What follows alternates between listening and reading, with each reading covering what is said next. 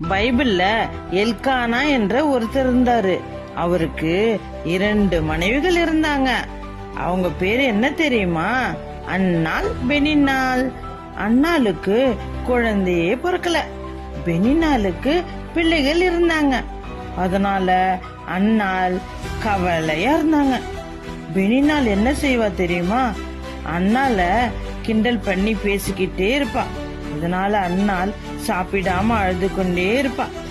Elkanah அன்னால பார்த்து, ஏன் அழற? நான் உன் மேல அதிக அன்பு வச்சிருக்கேன், நீ கவலைப்படாத சொல்லுவாரு. வருஷா வருஷம் எல்கானா சீலோவில் உள்ள சர்ச்சுக்கு குடும்பத்தில் இருக்கிற எல்லாரையும் கூட்டிட்டு போவாரு.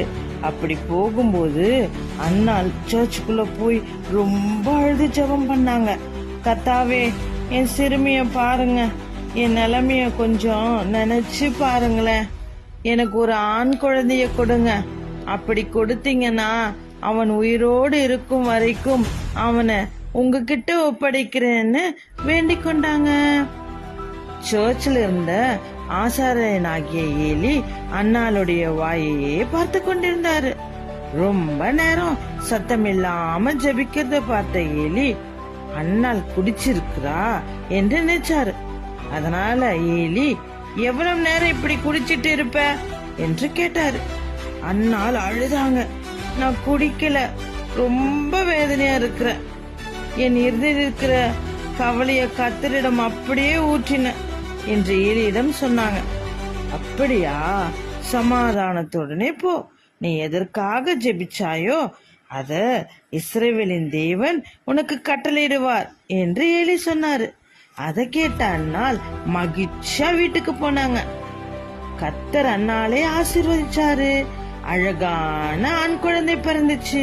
குழந்தைக்கு சாமுவேல்னு பேர் வச்சாங்க. சாமுவேல் சின்ன வயசா இருக்கும்போது அன்னாள் என்ன செஞ்சாங்க தெரியுமா? அவனை சீலோவில் இருக்கிற சர்ச்சுக்கு கூட்டிட்டு போனாங்க. ஆசாரியனாகிய ஏலி இடத்துல விட்டுட்டு போனாங்க. அப்புறமா அன்னாளுக்கு 3 ஆண் பிள்ளைகளும் 2 பெண் பிள்ளைங்களும் பிறந்தாங்க. சாமுவேல் மட்டும் ஏலி தாத்தா கூட சர்ச்சில் வளர்ந்தான். இதுல இருந்து நமக்கு என்ன தெரியுது? நம்முடைய இருதயத்தின் வேதனைய தேவ சமூகத்துல ஊற்றி ஜெபிக்கும் போது கர்த்தர் நம்மை ஆசீர்வதித்து நம் ஜெபத்திற்கு பதிலளிப்பார்.